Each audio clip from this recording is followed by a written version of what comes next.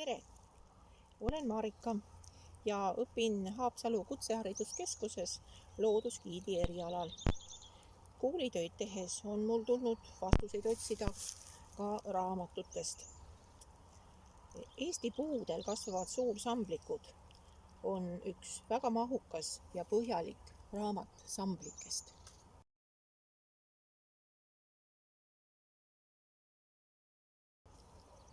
Kas olete lähemalt uurinud mõnda puutüve? Ma mõtlen kohe väga lähedalt, kas või luubiga.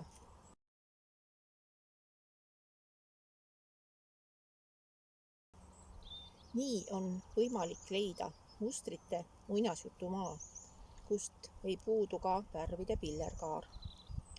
Mõne tüve küljes on samblikud laiutamas ringidena, mõnel puhmastena.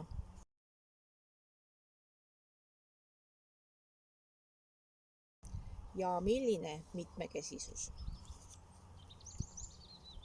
Okste küljest võime leida eriilmelisi kohevaid õhulisi tutikesi. Kõik need on samblikud. Niiske ilmaga on samblikud udupehmed. Põuaga on karedad. Samblikud on seened ja puhastunud kooseluks vetikatega. Selline sümbioos. Aga milliseid nimesid kannavad need samblikud, seda saabki uurida raamatust Eesti puudel kasvavad suursamblikud. Mina tänan!